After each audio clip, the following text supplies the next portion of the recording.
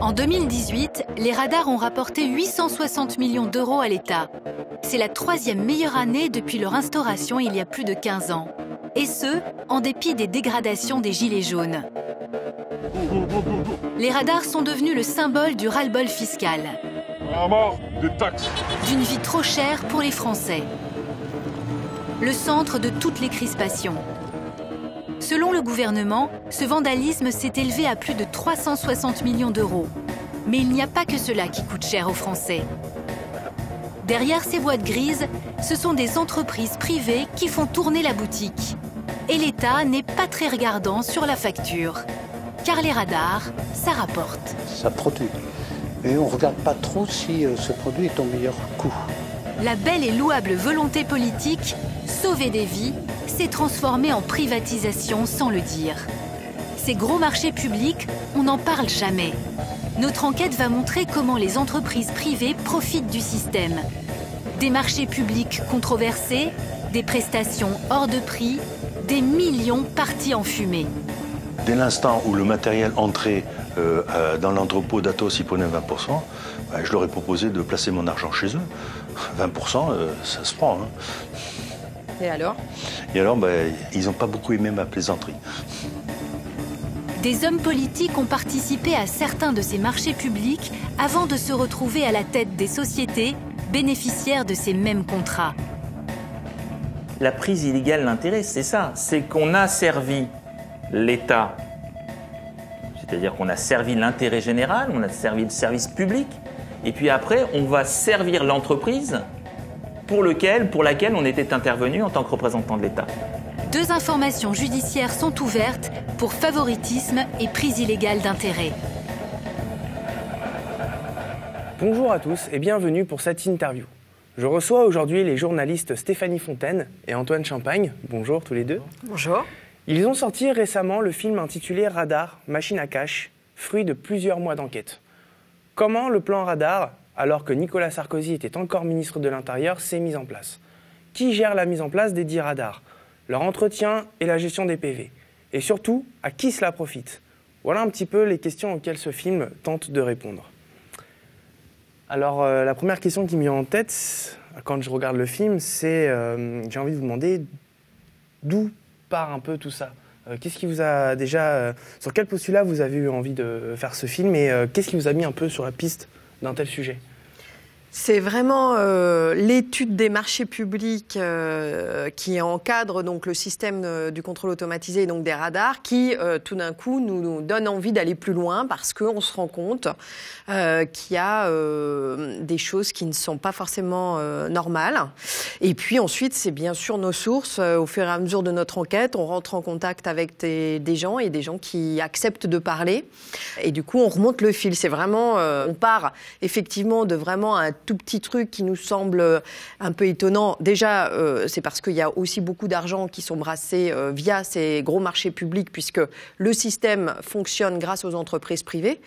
C'est vrai qu'on ne se rend pas forcément compte, enfin ça se sait, mais sans qu'on s'en rende bien compte, c'est que l'État passe des contrats avec des entreprises privées pour faire en fait tourner la boutique en coulisses. Et donc, il y a quand même beaucoup d'argent. Donc, qui dit beaucoup d'argent, on se demande comment c'est géré. Et c'est comme ça qu'on remonte le fil. Et ensuite, on rentre en relation avec des sources qui acceptent de parler.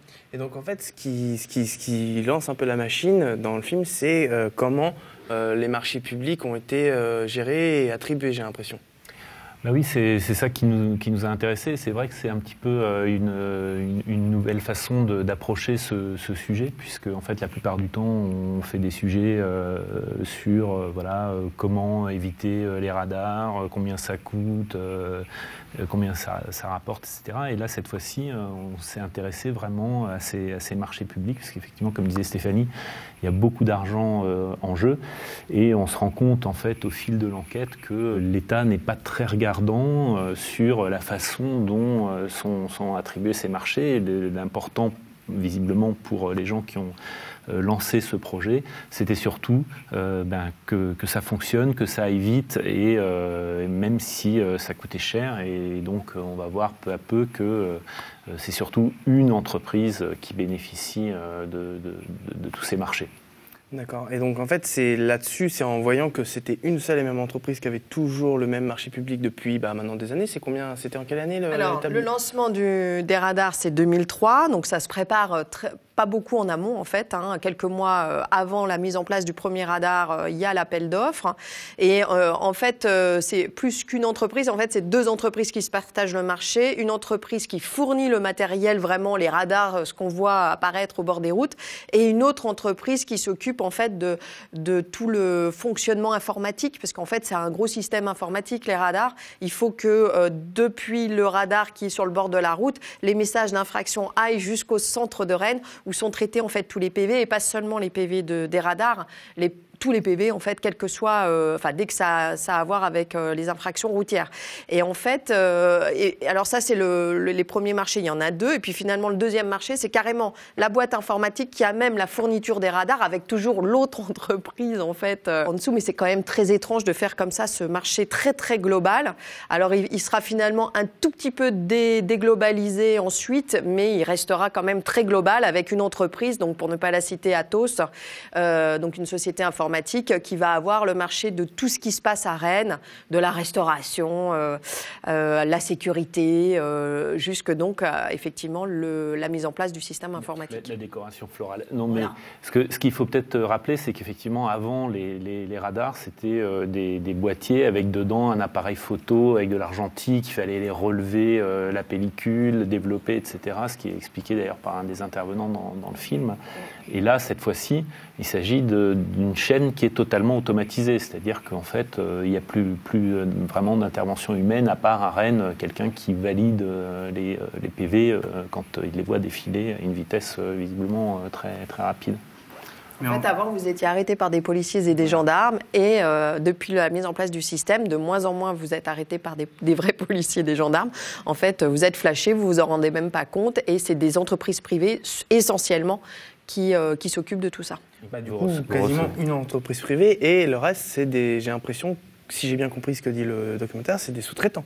Oui, tout à fait, oui, il y a des sous-traitants, bien sûr. Oui, dit le documentaire. On se rend compte que la concurrence, en fait, depuis la naissance même des radars, ne joue pas tellement entre ces entreprises privées qui s'arrogent les marchés publics qui sont lancés par l'État. Mais c'est encore le cas aujourd'hui. Mais si vous voulez, il y a quand même un pan du système qui s'est, a priori, encore une fois, assaini, puisqu'il y a eu un rapport interne au ministère de l'Intérieur en 2014. Donc les marchés étaient en cours et ils se terminaient donc début 2016. Et depuis, il y a eu un renouvellement. Et là, le marché a été saucissonné.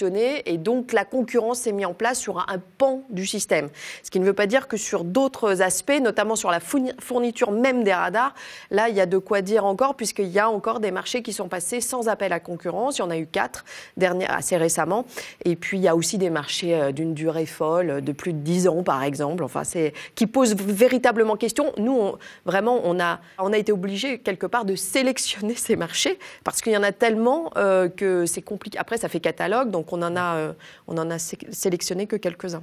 Donc parmi lesquels ? On s'est attaché au départ sur, on va dire, l'actualité, donc sur ces voitures radars, par exemple, donc ces véhicules qui sont ultra modernes et qui flashent en roulant et dont le marché effectivement soulève question, et donc il y a Anticor, l'association anticorruption, qui a déposé plainte pour délit de favoritisme. Donc l'affaire est en justice. Pour l'instant, je pense que l'enquête n'a pas beaucoup avancé, donc on n'en sait pas plus. Mais en tout cas, ce marché de ces nouvelles voitures radars entièrement automatisées a été passé sans appel à concurrence, donc soulève question. Et de cette actualité-là, en fait, on a remonté le fil depuis la nuit des temps des radars, donc 2003. Et là, on s'est intéressé plus particulièrement aux deux grosses entreprises qui se partageaient initialement le marché, c'est-à-dire Sagem, qui était une filiale de l'entreprise de défense Safran, et donc Atos, une société informatique qui donc a œuvré au centre de Rennes jusqu'en 2016.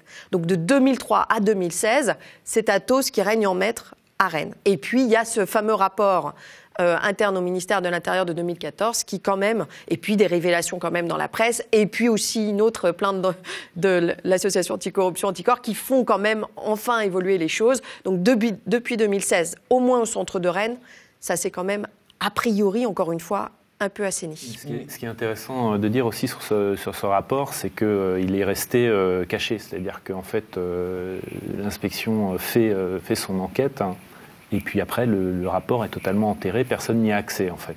Alors, est-ce que vous pouvez nous redire un peu, contextualiser, c'est quoi le rapport ? Qui l'a écrit et L'inspection générale de l'administration, c'est l'organe de contrôle du ministère de l'Intérieur.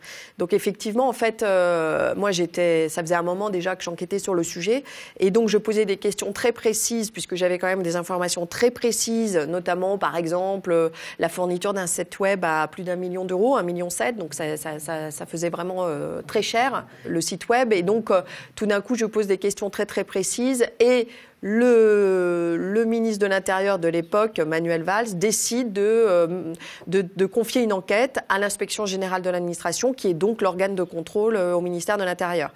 Donc ça, c'est en 2014. De là naît un rapport quand même qui relève énormément de dysfonctionnements dans la gestion des marchés publics du centre de Rennes. Notamment sur le fait que la non-attribution, la non-mise en place d'une concurrence sur ces marchés publics-là était complètement incompréhensible en fait. C'est ça. Autre préfet cité explicitement dans le rapport, Raphaël Bartholdt. C'est lui qui a mis en place le système, et donc ce gros marché unique tant décrié par l'IGA. Donc vous avez connaissance de ce rapport ? J'ai pas connaissance de ce rapport, non, j'ai pas... j'ai pas de connaissance 2014 de ce rapport, non, oui. Surprenant, il a pourtant rendu des observations écrites aux enquêteurs.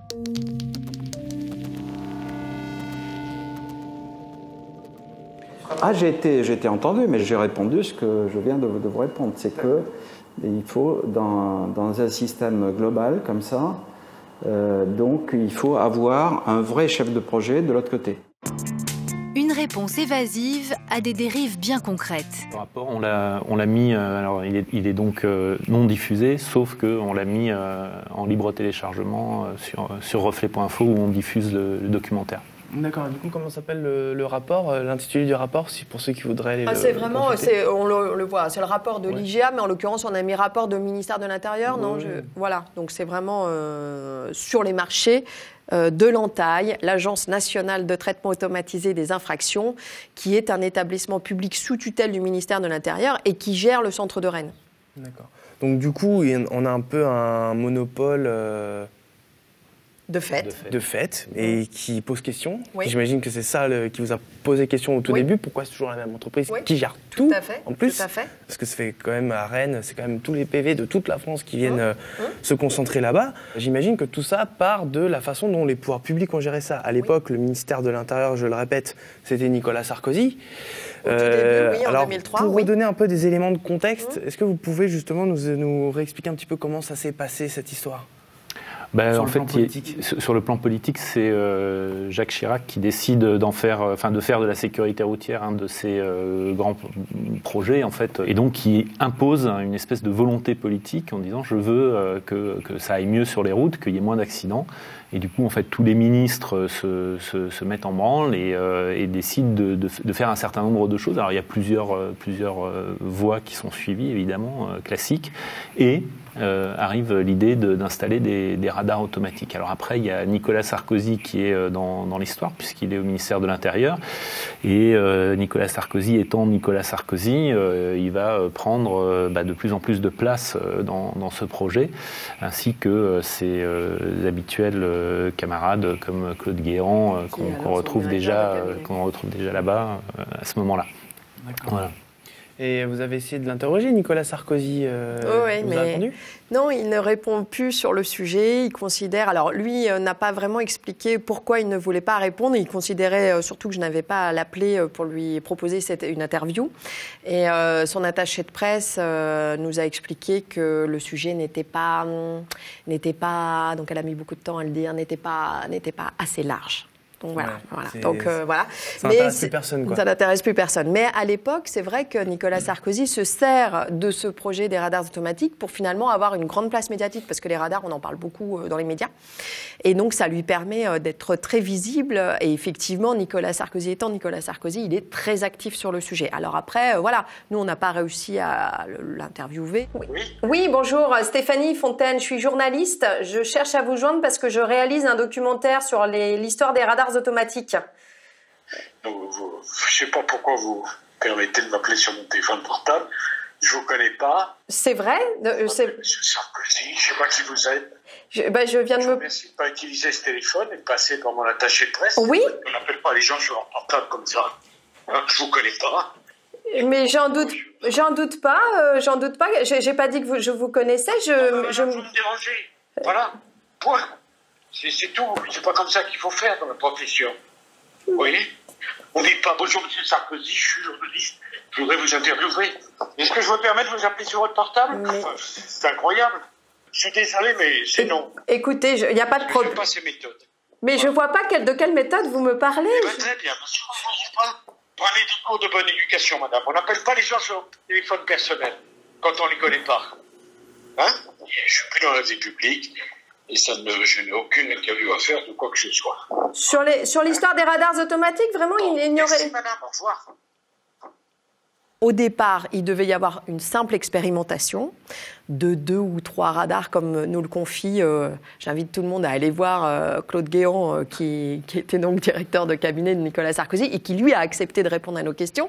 Donc, il devait y avoir juste 2 ou 3 radars expérimentés, et il trouve ça tout à fait anormal, et il va voir son ministre Nicolas Sarkozy, il dit qu'il faut y aller, il faut taper fort, et Nicolas Sarkozy est d'accord, et donc c'est comme ça que démarre le projet avec... En fait, la décision de commander quasiment tout de suite, enfin la mise en place de 1000 radars.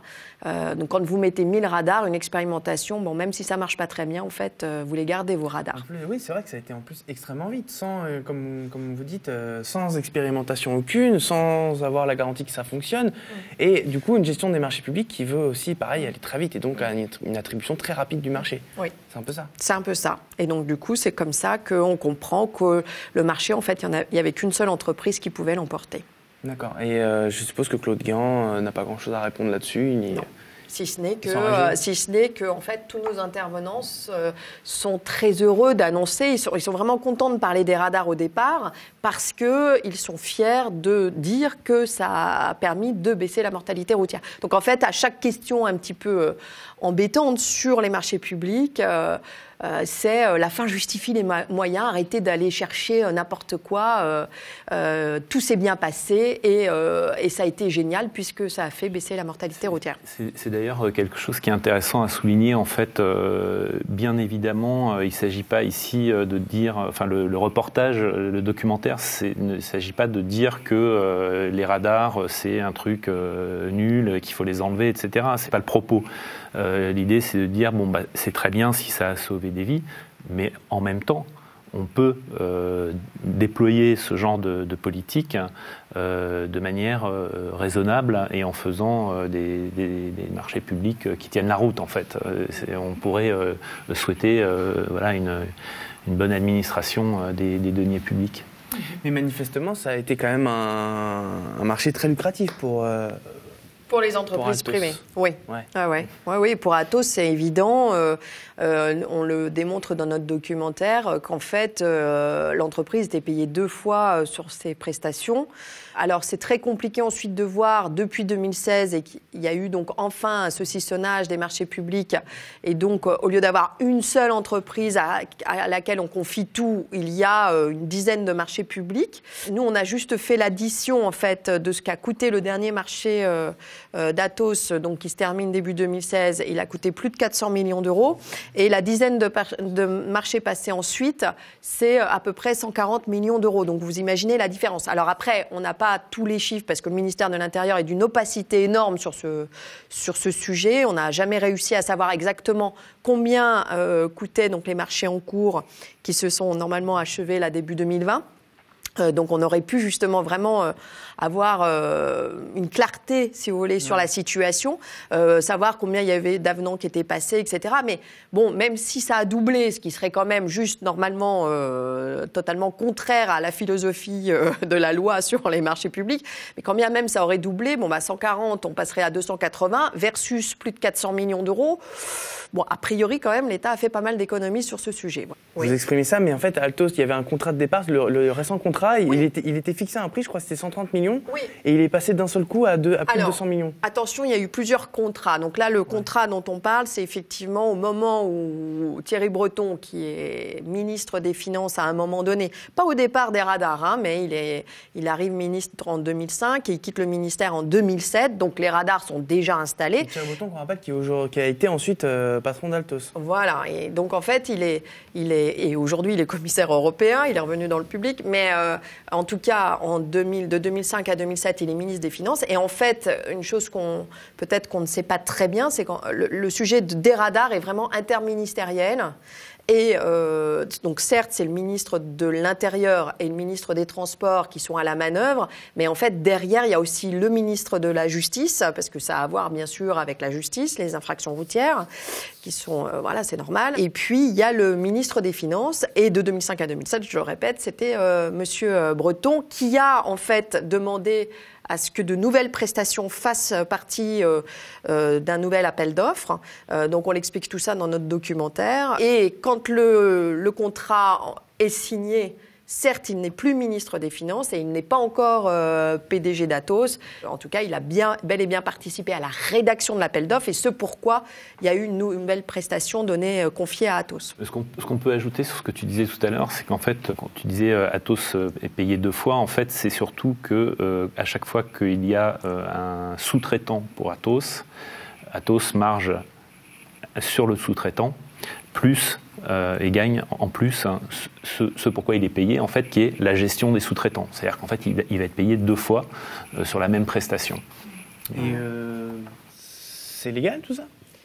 Ouais, justement, est-ce que c'est légal ? Est-ce que c'est à nous de vraiment répondre à cette question ? Il faudrait que la justice vraiment investigue le sujet et enfin pour qu'on ait des réponses à toutes ces questions. Parce que bien sûr, on peut avoir des doutes, on peut se poser des questions. Est-ce que ça a été fait ? Parce que les marchés publics, c'est quand même complexe. Il y a des choses. Un marché global n'est pas en soi illégal. En revanche, normalement, la norme, c'est de payer directement les sous-traitants. Or, là, en 2014, tout du moins, en fait, l'administration n'est pas bien au courant du nombre exact de sous-traitants qu'a Atos, alors que normalement, Atos doit les déclarer.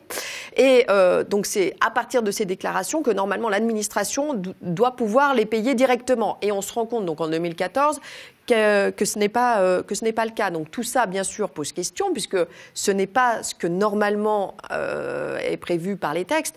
Mais c'est vrai que c'est très compliqué pour nous, journalistes, de dire « Ah bah ça, c'est illégal, ça, ils ont le droit, etc. » C'est à la justice de faire. Nous, on pose des questions, on va interroger des gens qui, effectivement, nous confirment qu'il y a matière à s'interroger, dont l'avocat de l'association anticorruption, Anticor, qui s'est investi sur le sujet. Après, c'est à la justice, effectivement, de faire aussi son travail. La justice dont on sait qu'elle manque de moyens cruellement. Et franchement, sur une enquête aussi complexe, on a malheureusement peu d'espoir qu'il y ait une enquête très poussée. On voit que c'est aussi un manque de moyens, puisque dans le documentaire, il y a l'ancien procureur de la Cour des comptes qui le dit. Il dit, voilà, on a fait une enquête sur l'Entaille, donc l'agence qui supervise Rennes, mais on a regardé en fait les comptes de l'Entaille, mais pas plus. On n'est pas allé dans le détail, même si lui dit clairement le regretter. En fait, il est assez clair sur le fait que ça mériterait de se pencher un peu plus là-dessus. On a des éléments chiffrés sur combien ça a rapporté à Altos Combien ils ont pu faire une année ou une autre de chiffre d'affaires Oui. C'est les 4 contrats remportés par Atos. La totalité, c'est de l'ordre d'1 milliard d'euros, de 2003 à 2016. Donc, je veux dire, pour une entreprise, c'est intéressant, parce que ça veut dire qu'en plus, les contrats durent 4 ans, donc ça veut dire qu'ils se projettent, quoi. Ils savent que pendant 4 ans, et puis petit à petit, ils savaient aussi qu'en fait, ils auraient le marché suivant, parce que, comme l'explique le rapport interne là, du ministère de l'Intérieur en 2014, finalement, les conditions n'étaient pas réunies pour qu'il y ait une vraie concurrence qui puisse se mettre en place. Et donc, petit à petit, Atos savait très bien qu'ils allaient avoir le marché. C'est toujours compliqué quand on développe une infrastructure informatique bien complexe comme celle-là, de dire, bon, bah voilà, demain, on change de prestataire. Et en fait, il y a un prestataire qui arrive et qui doit reprendre tout et se mettre à jour sur tout ce qui a été développé, le code, etc. C'est un peu compliqué. Messieurs, les personnes que vous avez interrogées, comment justifient-ils, parce que j'ai l'impression qu'ils ne se sentent pas vraiment coupables d'avoir commis un délit de favoritisme, si tant est qu'il y en ait un. Qu'est-ce qu'ils vous répondent quand vous leur posez ce genre de questions ? Ah non, mais nous, ils se cachent sur le fait que les radars ont permis de faire baisser la mortalité routière et point. C'est-à-dire la fin justifie les moyens. Après, dans le détail, ils sont vraiment... Non, on n'a pas senti... Alors, on les a sentis très énervés quand même, parce que, bien sûr... ils ne pensaient pas qu'on allait poser autant de questions sur ces marchés publics. Donc nous, on avait bien sûr présenté un sujet très large et on a fait des interviews très très larges. Mais il n'empêche qu'on a aussi posé des questions sur ces marchés publics et pas que sur alors comment ça s'est passé, etc. et sur l'histoire en fait de la mise en place des radars. Donc forcément, ils étaient un peu énervés qu'on leur pose ces questions précises sur ces marchés publics. En plus, l'air de rien, ceux qu'on a interrogés, puisque ceux actuels n'ont jamais voulu nous répondre. Donc forcément, il y a des choses aussi qu'ils ont peut-être oubliées. Enfin, voilà, on peut être bienveillant et se dire que quand même, on oublie des choses. Mais ce qui est sûr, c'est qu'on sent bien que, certes, ils sont agacés à devoir répondre à ce genre de questions, mais dans le fond, ils ne se sentent responsable de rien. Non, absolument pas. Enfin, c'est un peu le côté, voilà, moi je suis l'homme politique, j'avais des choses à mettre en place, j'ai délégué, et puis voilà. Et puis voilà, quoi. Et même les préfets que vous avez interrogés sont... Ils se réfugient aussi derrière on a sauvé des vies, c'est ça qui est important, quoi. Oui, donc après, c'est un peu l'argument d'autorité, quoi. C'est dire, bon, voilà, on a sauvé des vies, donc qu'est-ce que vous allez chercher là, etc. Et la seule chose... Ce que je vous disais tout à l'heure, ce qu'on va chercher là, c'est juste le fait qu'on peut à la fois sauver des vies et bien gérer les deniers de l'État. C'est pas incompatible, en fait. Donc la question mérite d'être posée. Après, effectivement, comme disait Stéphanie, c'est à la justice de dire s'il y a eu quelque chose d'illégal. Ouais. Mais en tout cas, c'est vrai qu'on ne les sentait pas. Ils ne se sentent pas concernés, ça me paraît à peu près évident. Ils ne se sentent pas concernés par ce problème de gestion des deniers publics. Or, aujourd'hui, on le voit bien, on demande aux citoyens de faire des efforts tout le temps. Et c'est vrai que sur ces marchés publics, là, on ne voit que les marchés publics sur les radars automatiques et d'une manière générale sur le traitement automatisé des PV. Et on se rend compte quand même, enfin, on sent bien quand même quelques millions d'euros, des centaines de millions d'euros qui pourraient être économisés.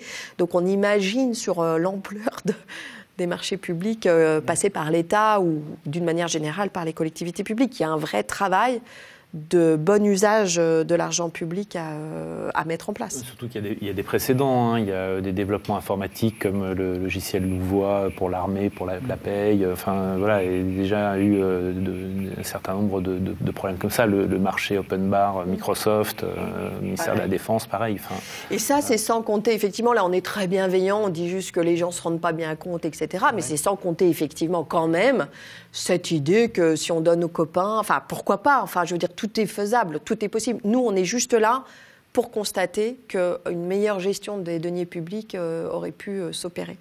Justement, puisqu'on parle de donner aux copains, il y a quand même un personnage qui commence à cristalliser un petit peu l'attention dans le documentaire, c'est Thierry Breton. Bonjour, monsieur Breton. Vous êtes dans quel état d'esprit, là ? Je suis un fervent défenseur de la concurrence. Je suis contre les monopoles.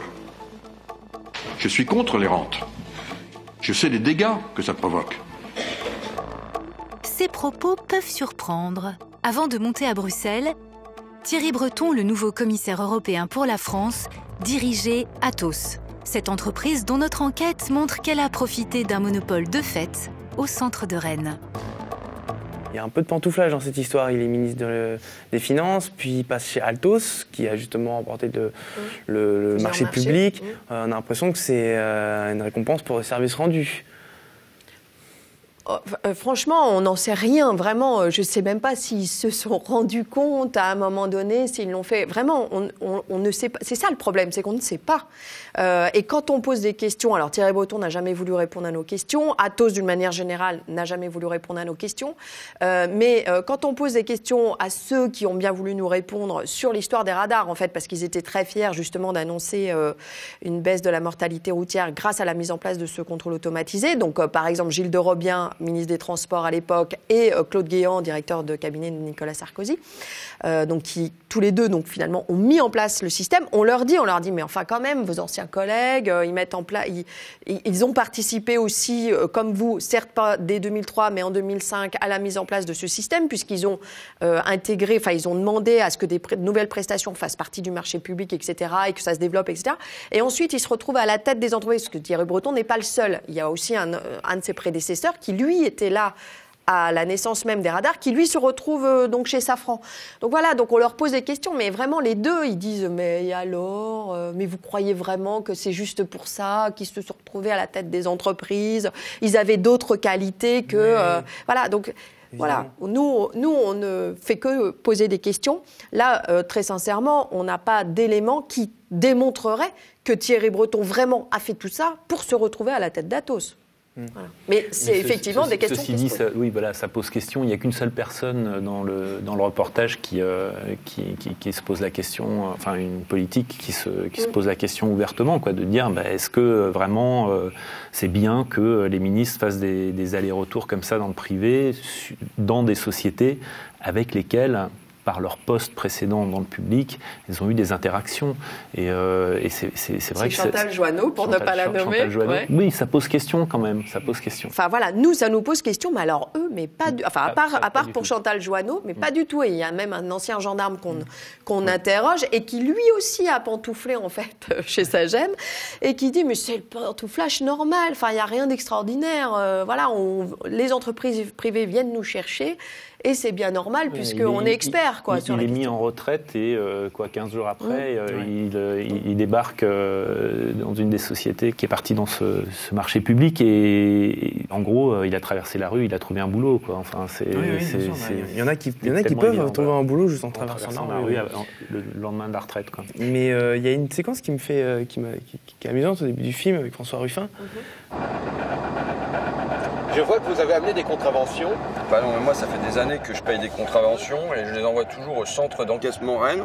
Et là, 2 fois dans la même journée, 90 € la même journée, je dois avouer que quand vous m'avez proposé après de savoir où allait l'argent des radars, ça m'a pas déplu de le savoir, parce que là ça rentrait dans quelque chose d'hyper concret pour moi. Du coup, la question que je pose très bêtement, où va l'argent des PV ? Parce que c'est la question qui pose un peu en substance. L'argent des PV sert à faire fonctionner le système pour partie, donc est réinjecté dans ce système et donc va notamment à ces entreprises privées. Et donc, bien sûr que c'est important de savoir si cet argent est bien géré. Par ailleurs, il va aussi dans l'État, dans le gouffre du budget de l'État et le désendettement de l'État, mais c'est une goutte d'eau. Hein. Enfin, je veux dire, les radars, ils permettent pas vraiment de désendetter l'État. Hein. Ils rapportent, mais ils rapportent quand même pas à ce point-là. Mais voilà, c'est l'argent des radars, en fait, permet d'alimenter le système, de faire en sorte qu'il se renouvelle, de faire en sorte qu'il soit qu'il y ait toujours plus de radars sur les routes, etc., toujours plus perfectionné. Et il y aurait sans doute matière à s'interroger aussi sur l'évaluation même du système qui n'est jamais évalué. Mais ce n'est pas notre propos. Notre propos, le système automatisé, l'évaluation même du système automatisé. Est-ce que c'est la politique qui vraiment est la plus efficace ? Est-ce qu'on n'aurait pas eu...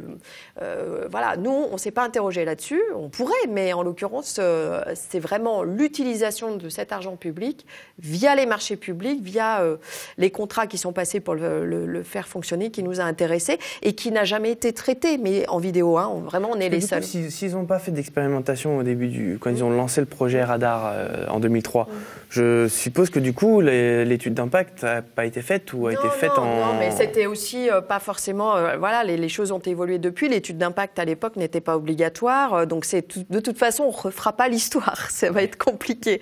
Mais ce qui est sûr, c'est qu'il y a forcément des questions à se poser d'une manière générale. Et ce n'est pas parce que, effectivement, la mortalité routière n'a fait que baisser depuis les années 70 et, selon moi, s'est accélérée, effectivement, à la mise en place des radars ou même à l'annonce même les annonces sont importantes en sécurité routière. Donc forcément, il y a un impact.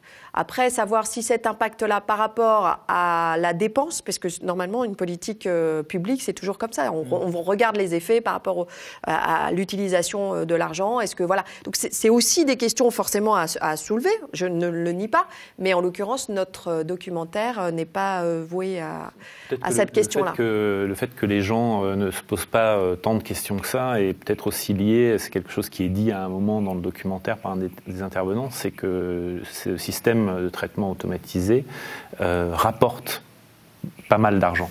Donc en fait, les gens se posent moins de questions quand il y a de l'argent qui rentre et qui compense en fait les dépenses. Alors que si c'était que de la dépense, peut-être que les gens se poseraient un peu des questions. Mais là, non. Oui, si le système était déficitaire, c'est sûr qu'il y aurait plus de contrôle. Là, il se trouve qu'il n'y a pas un énorme contrôle parce que de toute façon, il rapporte. Le système est rentable. Mais le système pourrait être plus rentable. Et effectivement, il y a quand même des soupçons de prise illégale d'intérêt, de délit de favoritisme. Donc, effectivement, il y a matière quand même à s'interroger. Est-ce que la justice s'en empare ? Vous avez fait un suivi un petit peu, parce que là, on parle d'une période qui, globalement, concerne 2003 à 2016.